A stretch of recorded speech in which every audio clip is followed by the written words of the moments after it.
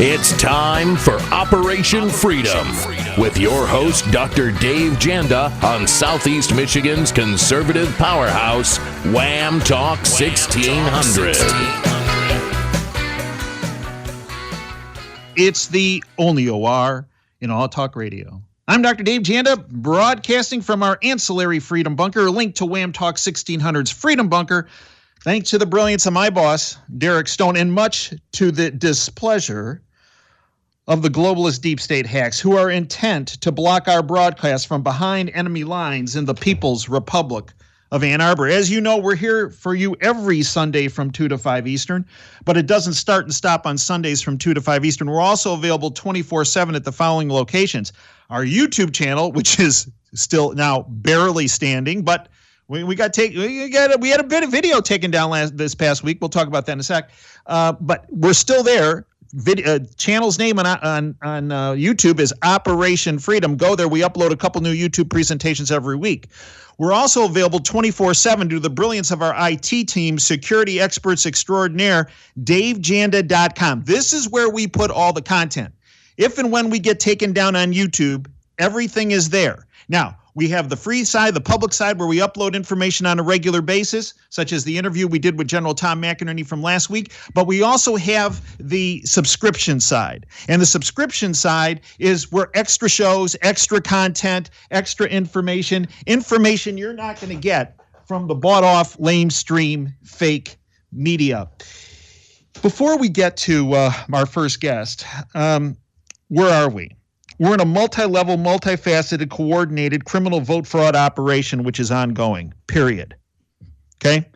You'll not hear that from the bought-off, lamestream, fake media. And if you have listened to me since the inception of this show, now 10 years in its making,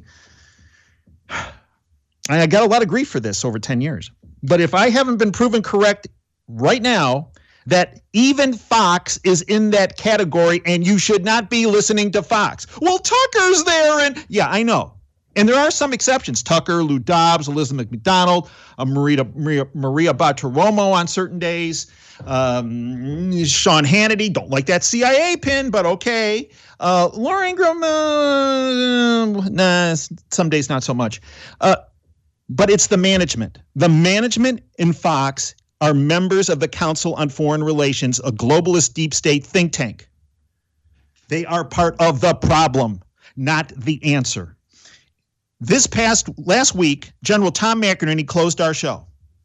And he told you exactly what was going to happen this week when he spoke about how the deep state was intent on using cyber warfare to adversely affect the election. He mentioned the words hammer and scorecard. We took that information with Derek and Nick. We flipped it into a YouTube. We put it up on YouTube that evening. By Tuesday morning, it had over 100,000 hits. It had gone viral. And guess what happened? 7:11 in the morning, I got a note on Election Day from YouTube. Our video was taken down because it didn't meet community standards, whatever that is. I guess their community standards is if you tell the truth. If you give the public a heads up about what the deep state is about to do, guess what? You violate their community standards. So what we did, and our IT team with Nick worked into overtime, and what they did is they got that interview up on our homepage at DaveJanda.com. If you did not hear it, you need to, and you need to network it because it makes sense of everything you've seen over the past 4 days. It's on the homepage at DaveJanda.com in a big red box. And right in that big red box is an interview General Flynn's attorney, Sidney Powell, did on Lou Dobbs' show Friday night, where she talked about the exact same thing we spoke about last Sunday, that being the hammer and the scorecard system. And by the way, on Twitter, I also got knocked off Twitter this week. Why? Because I mentioned, again, the truth about the electronic cyber warfare the deep state had implemented to attempted to steal this election for their deep state sock puppet, Joe Biden. We took Sidney's interview, put it right next to General McInerney's interview. It's there. You need to watch them, and then you need to network them to anyone and everyone you know. And then they will realize what's going on. As opposed to the happy talk propaganda psyops operation that's occurring in the bought-off lamestream fake media across the board, including Fox. And by the way, media networks do not determine who a president is. It is only determined who the president-elect is after the electors have voted. That doesn't happen until December 14th. So all this stuff about, President-elect Biden, stop. You're playing their game. You've bought into their game. Stop it right now. He is not the president-elect and will not be until the electors vote. I now turn, after that rampage, to my first guest, who's going to discuss an issue that we have spoken about on this platform for 10 years, and that's your financial freedom and your economic freedom. I bring to you TraderStef, who goes by that name de plume for protection purposes, and after you hear her background, you'll know why. Steph initiated a career, and it spanned 14 years within the New York City investment banking industry. She acquired a diverse skill set in human resourcing, technology, and communication, training, education, development, business analysis, and global risk. She began investing in precious metals in 1999, and she left the banking industry in 2009 after 5 years in global risk management. I encourage you to go to her website, TraderStef, with one F, S-T-E-F, TraderStef.com. Steph, welcome back to Operation Freedom. Dr. Janda, how are you? I don't know if I can talk as fast as you. Can I rant? You can rant. So, Steph, you're a numbers cruncher. This is what you do. So, Steph, your take on this goat rodeo of an election process that we've been going through for the past, 5-6 days. It's funny that you mentioned the term goat rodeo. That ties into Shakespearean tragedies. It does. It does. So speaking of, the Electoral College is now finalized to the 14th. So look, when it comes to politics, I'm an unaffiliated independent. And if anyone is compelled to put me in a neat little predictable box, well, for me, that will probably be a healthy lean toward libertarian and a love of the republic for which it stands, right? On principles. That's not progressive, conservative, left, right, Democrat, or Republican. That's right. But I did. So as an analyst with a focus on risk management, that mitigates risk, but you cannot eliminate it. The conclusions may not resonate with everyone when presented, but more often than not, and unfortunate sometimes, they come to pass. And if there's an error, you improvise, adapt, overcome, because even a hammer only sees the nails and not the house built around it. What that line of thinking, there is something to be said about seeing the whole forest instead of getting lost in the trees with Goldilocks. You accept what we can control, our own personal behavior and responsibilities, right? But we can't control the weather or the president or the universe. That's unfolding exactly as it's supposed to, I think. And life just does what it does, even when it's nudged, just like bacteria, fungus, and viruses, for instance. So when it comes to assessing all the variables that come to the surface with a novel virus pandemic, despite our modern age of communications and science where we assume we're still masters of the universe, and the deep state will never let a good crisis go to waste. No, right? They won't. So let me clarify, novel, new, that the human immune system, medical industry, and humanity is naive to its effects and implications. Because, look, there's a long-term learning curve for everyone here. But we do have a long history of pandemics to draw from and not ignore them, because when you fail to remember, respect history, whether it be on a chart or a nation's history, you may be destined to repeat it. Like the 1918 pandemic, for instance, despite our advances in medicine. And, another example is Fibonacci math on a chart patterns, and human nature and folly. So we're always going to be behind the curve of Mother Nature. And heck, even recognizing and accepting infidelity in a relationship is after the fact. And the cops don't come to your house until the crime's committed. So the lag time factor that takes place between infection, hospitalization, or death, discovering the pathogen, recognizing it, making policy, testing, implementation, gene sequencing, and then you find out what the ramifications are. You get multi-system organ impacts that are now clear. We call them long haulers. You could even be asymptomatic or be an unknown or a mild case, and you still have problems. And so it's not going away. So everyone, please forgive me if I trigger a bias or two today, because this pandemic and the political fervor coming at us from all sides, related and unrelated, rabbit holes are not safe spaces that are going to solve anything right now. And the pathogen does not care about your immunity certificates. It doesn't track political polls or ballots. Well, actually, no, wait. There I disagree with you. They obviously, COVID seems to have only attacked Republicans. If you look at what happened before the election, President Trump, Melania, Barron, 34 people in the White House. But, geez, I mean, it obviously has mutated to the point that it can determine between Republicans and Democrats if you look at who ended up getting this. And if you look at the way people celebrated in tens of thousands after this faux Biden win, I didn't see Fauci out there saying, wait a minute, they're like a couple thousand people out there celebrating. Where are their masks? Why aren't they social distancing? You see, Steph, that's the problem I have. These people like Fauci are out there demonizing look at those Trump rallies. Oh, that's terrible. Yet when Black Lives Matters or Antifa or the Biden celebratory goat rodeo situation that occurs, the dude's mute. And so are all the other little hench people that are with him. That's the problem. And that's the hypocrisy that people are fed up with. I agree completely. But, the virus really doesn't care, is my point. It's got one job: replicate in an ideal environment where there's plenty of willing sheep, Republican or not, and it's capable of killing millions within a very compressed time frame, which distinguishes it from any other disease metric. And the last person you want in charge to mitigate something like that is a cognitive impaired person or a known germaphobe. So in private conversation I had in early summer led me to post the following on Twitter after Steve Bannon put out a video. He was on Fox and he was urging the president to take action. And I said, I've been saying if POTUS does not humble himself and get real in public about the pandemic's herald waves, odds of his reelection will turn out to be a Shakespearean tragedy for us all.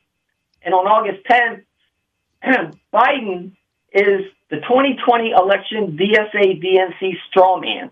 His VP pick is the real presidential candidate here that will need to take over the office. And yesterday, I didn't break this, but this was out there. The coronavirus response has been in Biden's mind and seen inside his campaign as a chief reason for his victory, which all leads me to the 9 elements of a Shakespearean tragedy. By the way, let's quote Jane Fonda, who endorsed Joe Biden and in the same sentence said, thank God for COVID for the left. Right. So when we reflect upon the current state of the United States and how the populace and the politicians and family are participating or just witnessing it, a Shakespearean tragedy, for anyone that doesn't know, is a story with a sad ending where the hero or the heroes in the current circumstances either die or end up mentally, emotionally, or spiritually devastated. Think of the movie Gladiator. When the Roman Emperor Commodus, he was an incestuous pedo-psychopath, actually, and the great underdog, General Maximus, he represented the honor in the Republic. They killed each other at the end in a fight to the death in the grand arena, with Maximus having suffered a wound that was secretly done by the hand of Commodus moments before going into the arena. So you've got the degenerate population witnessing it, the crooked politicians, the helpless family and loved ones had to stand by silently and watch it unfold. So what was not elaborated about, because the movie had to end, was how the Roman Empire eventually collapsed while debasing its currency. So if you really want to know what a Shakespearean tragedy is, go look up the 9 things that dominate a Shakespearean tragedy. It's just very interesting how it relates to what's going on right now. And I like kind of bringing it down to earth like that to give it a different perspective, which brings us to revolution. I wrote an article let's recently. we're going to talk about revolution. I want to talk about what brings about revolution, and part of that is fraud, and in particular election fraud. And I want to play a clip for you from Joe Biden that I played last week to give people a heads up about what was coming for this for the election and the immediate post-election. I want your take on this. Derek, play that clip of Joe Biden.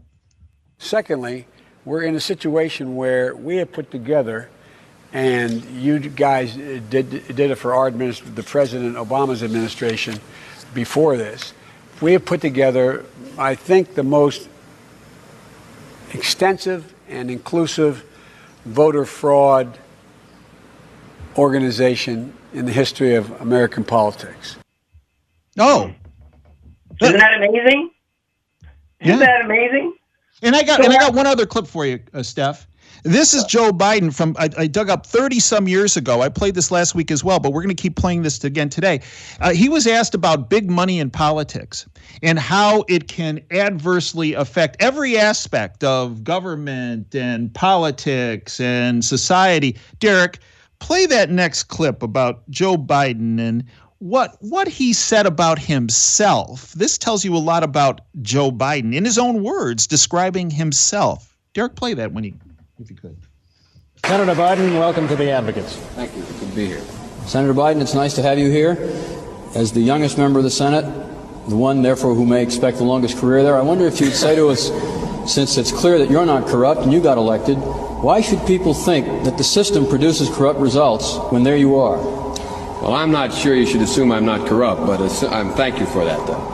The system does produce corruption, and I think implicit in the system is corruption, when in fact, whether or not you can run for public office, and it costs a great deal of money to run for the United States Senate, even from a small state like Delaware, you have to go to those people who have money, and they always want something. They always want something, Steph. Yeah, they do. Look, I published an article. It's called "A Revolution is Afoot and Masquerading as Civil War." I urge everyone to go read it. It's excellent.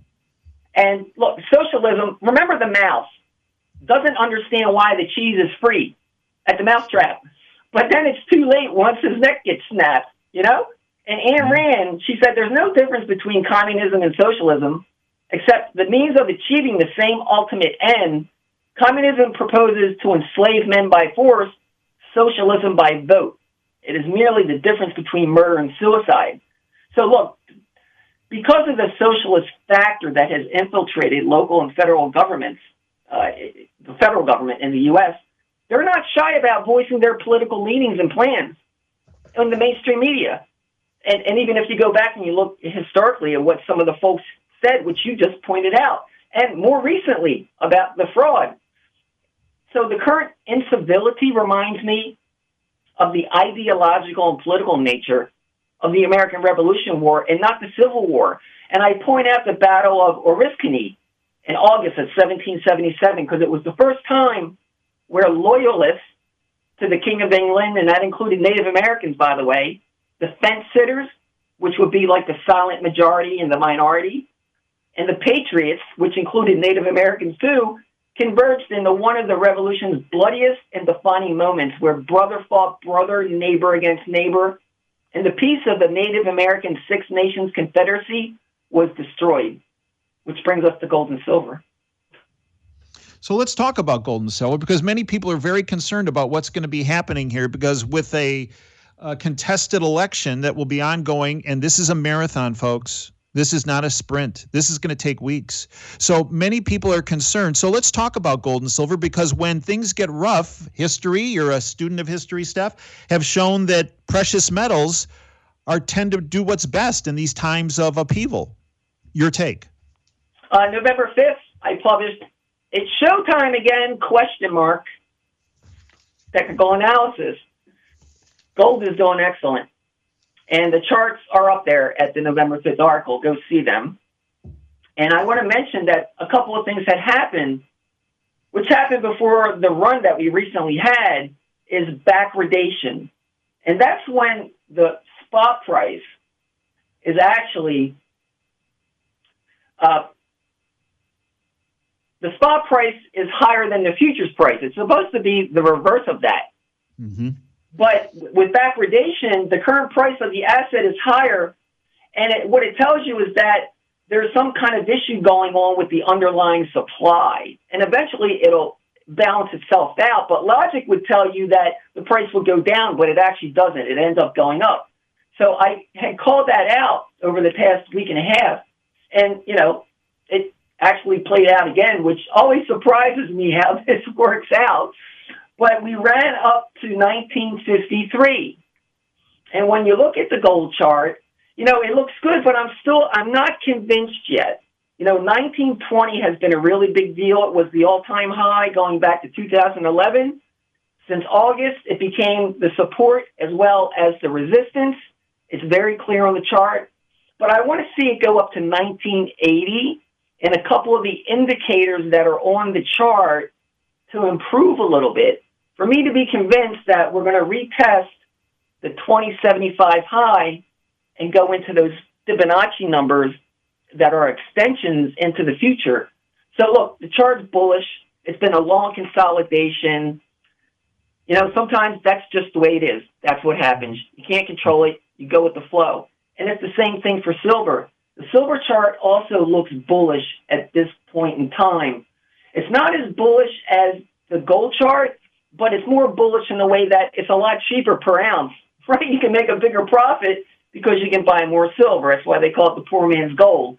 But as far as the price is concerned, we took out that 21.49, left that in the dust a while ago, and we closed at 25.66 on Friday. It's looking good. And when you look at the chop since August, it's almost like a mirror image of gold. And it's the same issue with a couple of the indicators that I point out in that November 5th piece, and you'll be able to see that. And I'm just not convinced that this is the end. But you know what? The market opens tonight at 6 o'clock. There's a lot can change in a week and has already changed over the weekend. And the election is not over yet. That's a very important point, Steph. I have gotten, oh my gosh, I don't know how many emails from folks saying, oh, it's all over. And to those people, I say, read the Constitution. Right. No, it's not over. It doesn't have the word democracy in it. That's right. Until the electors sign off, which is December 14th, this isn't over. And for those that don't want to read the Constitution, then they're not remembering what happened in 2000 because that was contested all up until, a day or two before the electors voted. But my biggest concern is the pandemic because it's the underlying miasma and revolution, which can come from both sides. And, we could be in for a really, really rough time going forward here. So. And that's why I'm pleased that you spoke about precious metals, because as I've mentioned earlier, when the seas get rough and rocky, what tends to at least keep a little bit of balance in the ship are the precious metals. Yes, and have it in your filthy little hands. Yes, that's right. As opposed to paper assets, physical assets are the way to go. In our closing minutes, Steph, could you educate folks about your website and your subscription, how they can follow you and subscribe to your services? Yeah, TraderStef.com, and that's TRADER. Yes, TraderStef.com, and on Twitter, you can follow me on Twitter. And you can subscribe to the website. It doesn't cost you anything. You just get on the mailing list. So when I post something on the website, you get an automatic notification in your email box to let you know. So, Dr. Brandon, thank you for having me. Be safe out there. Pray, stay out of the way. Steph, I'd like to thank you for everything you have done, are doing, and will do. Folks, you're listening to Operation Freedom. I'm Dr. Dave Janda, broadcasting from our ancillary bunker linked to Wham Talk 1600's main freedom bunker in the People's Republic of Ann Arbor behind enemy lines.